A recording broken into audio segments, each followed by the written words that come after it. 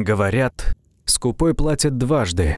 Мне же теперь придется расплачиваться до конца жизни, если я не смогу отсрочить ее конец. Всем привет. Я снял самую дешевую квартиру в городе. Сегодня я узнал почему. Автор истории Элси Симпсон. Объявления на Craigslist всегда врут. Мне бы следовало это понимать. Так что во всем виноват я сам. Дверь распахнулась, впустив Билла. Мужчину в дешевом черном костюме, сидящем на нем как на пугале. Он был таким толстым, что, казалось, грозил вот-вот лопнуть, а в бороде виднелись крошки от печенья или хлеба, видимо, оставшиеся еще с обеда. «Прошу прощения, что опоздал». Он выпрямился и подтянул ремень под необъятным пузом. «У меня была чрезвычайная ситуация». Подобные люди с сальными зачесанными назад волосами и жалким характером обречены быть перекупщиками или продавцами поддержанных автомобилей. К сожалению, это был мой агент по недвижимости.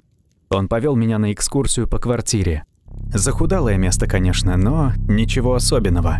Натяжной потолок местами провис, плесень пропитала стены и воздух. Пахло мхом и сыростью, но я подумал, что на самую дешевую квартиру в городе это место все же не тянет. Было что-то, чего я не заметил. «Ну, как видишь», — он заковылял по гостиной, разводя руками. «Очевидно, нужно кое-что подправить. В стенах иногда что-то шуршит, половицы скрипят, холодильник ведет себя немного странно. Тут и там, на потолке, протечки во время дождя». Я задумчиво потер щетину на щеке. «Я не вчера родился, Билл. Что-то тут не сходится, понимаешь? Арендная плата очень низкая, неприлично низкая». Он, задумавшись, вцепился в бороду, осыпая крошками мой потенциальный будущий ковер. «Ну слушай, купить новую технику, вычистить плесень, и это будет идеальное жилье». Я отрицательно покачал головой. «Билл, давай ближе к делу». Я пристально посмотрел на него. «Что, черт возьми, не так с этой квартирой?» «Ну, как сказать?» Загнанный в угол моим вопросом, он вздохнул, принимая поражение. Смахнул ладонью пот с жирного лба. «Здесь жила одна женщина, пожилая леди». Я жестом пригласил его сесть на один из пыльных кресел. Японцы отнесли бы это место к категории стигматизированной собственности. Именно так они это называют. Он присел. «Ничего не понимаю. Объясни, будь добр». «Ну, для Японии обычное дело, если жилье висит на рынке в течение 20 лет после того, как кто-то умрет в нем в одиночестве от старости или еще чего похуже. Понимаешь? Люди думают, что это проклятие, что предыдущий обитатель бродит по дому». Я не верил во всю эту суеверную чепуху. Я мог подумать только о выгоде. В наше время отдельное жилье для бедного студента – это роскошь. Что ж, оставался только один вопрос. «А как умерла старушка?» – спросил я. Он некоторое время пристально смотрел на ковер, потом сглотнул, почти комично. «Думаю, тебе лучше не знать, парень». Я хотел сначала возразить, но все же промолчал. Немного подумал. Возможно, он прав. Меньше знаешь, крепче спишь, как говорится. Я не смог бы здесь жить, если бы знал, что ем за кухонным столом, где в нее всадили нож, сплю в кровати, в которой ее задушили, или купаюсь в ванной, в которой ей стало плохо, и она утонула. Нет уж, спасибо. Проще привести это место в порядок, не зная этих ужасных подробностей. Я неохотно протянул руку. Ну что ж, по рукам били. Мы пожали руки, он коротко кивнул мне и ухмыльнулся. Я в ответ улыбнулся. «Так как насчет нового холодильника?» Он откинул голову назад и разразился смехом. «Может быть, на Рождество, Джефф». И, хлопнув входной дверью, он удалился. Первые несколько ночей в квартире прошли без сюрпризов. Ничего особенного. Большую часть последующих ночей я убеждал себя, что мне просто снятся кошмары. Типа таких, о которых рассказывал мне доктор Рон, в которых ты не можешь пошевелиться, как будто парализованный. Он назвал их какими-то причудливыми длинными терминами и велел мне перестать спать на спине. Я попытался, но как бы я ни старался, каждый раз, когда я случайно оказывался на спине, она была рядом. Стояла около кровати, в ногах и смотрела на меня. Вскоре дошло до того, что я уже начал молиться о таких ночах. Ночах, когда было только видно силуэт женщины, но не слышно ее. В последующей неделе я стал просыпаться от тихого постукивания. Она словно пыталась не шуметь. Казалось, что ей не хотелось, чтобы кто-то заметил ее присутствие. Я слышал шаги в гостиной. Слышал, как она перемещается по дому. Иногда ненадолго включалась вода, только глубокой ночью.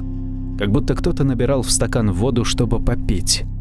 Однако через некоторое время она захотела, чтобы я заметил ее, чтобы понял, что она голодна.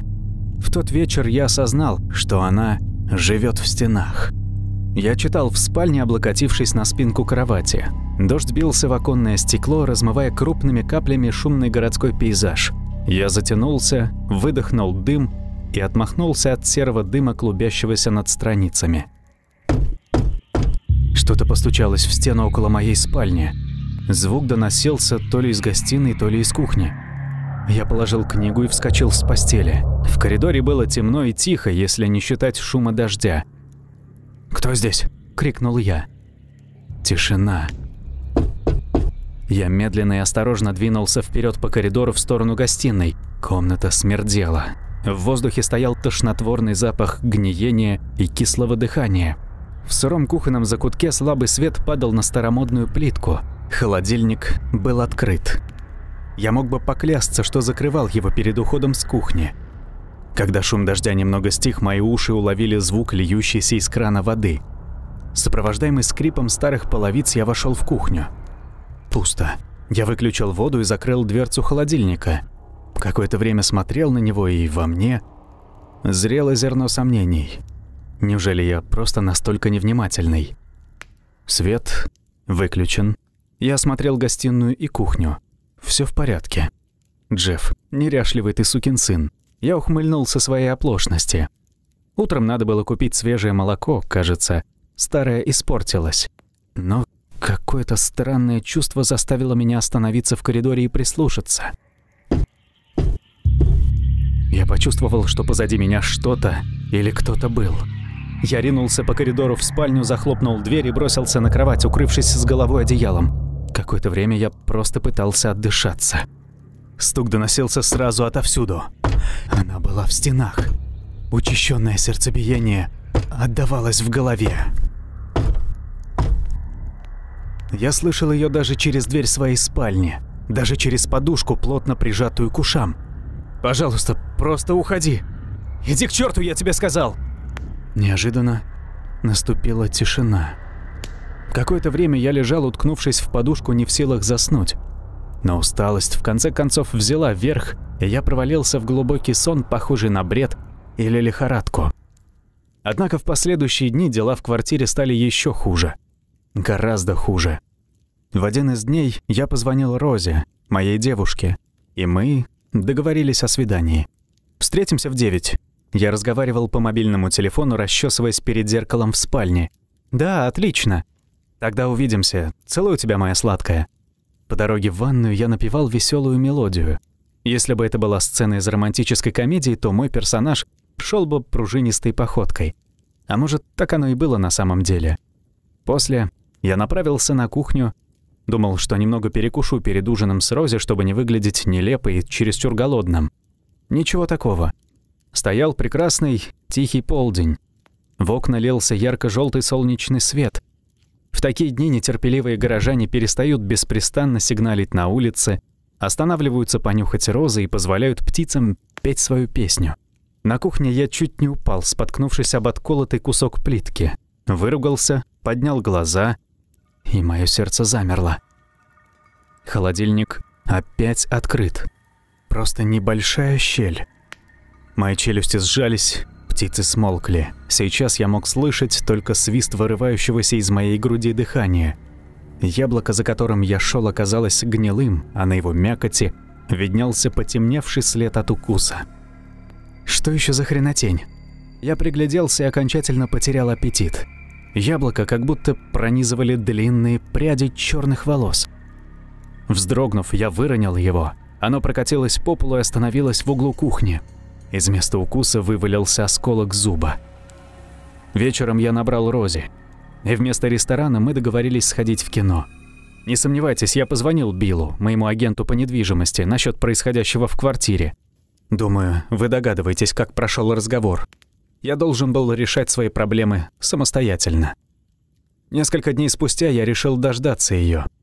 Сидел в темной гостиной, дописывая последние главы своей книги.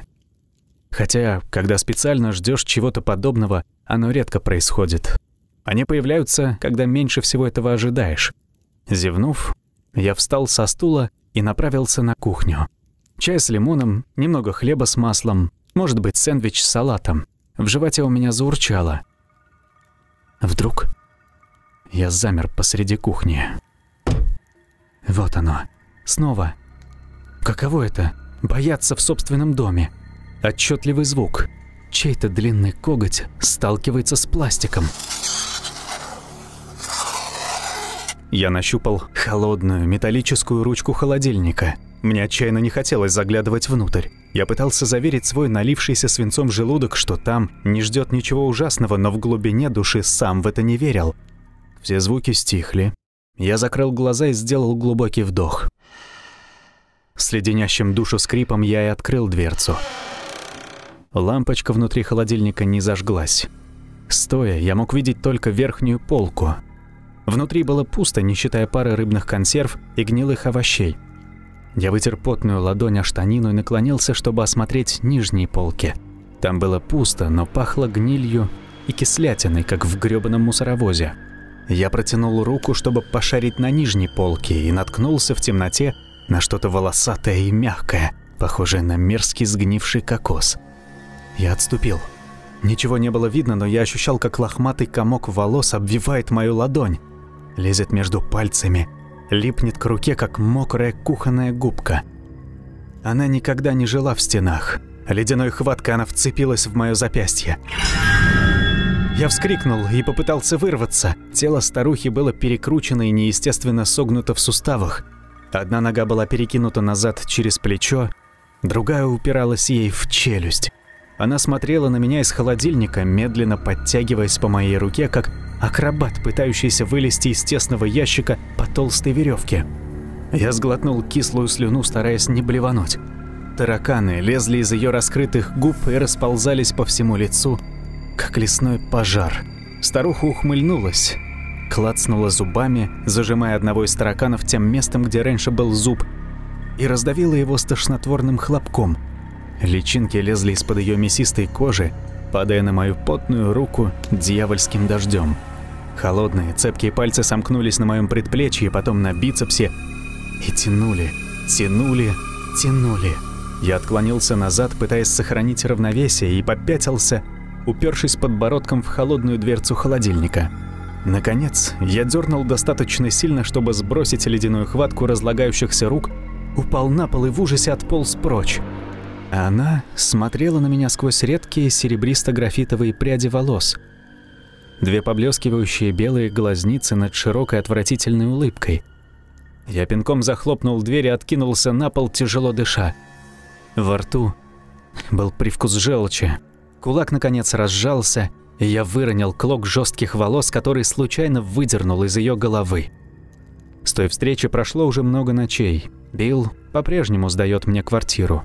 Когда я тусуюсь с Рози, мы всегда остаемся на ночь у нее. У меня никогда. Я кормлю старушку, чтобы она не бродила по дому. Теперь я почти не сплю, но все в порядке, ведь у меня самая дешевая квартира в городе. И я всегда слышу ее, когда она голодна. Не забывайте подписаться на канал и ставить лайки. Благодарю всех за просмотр. Всем удачи и до скорого.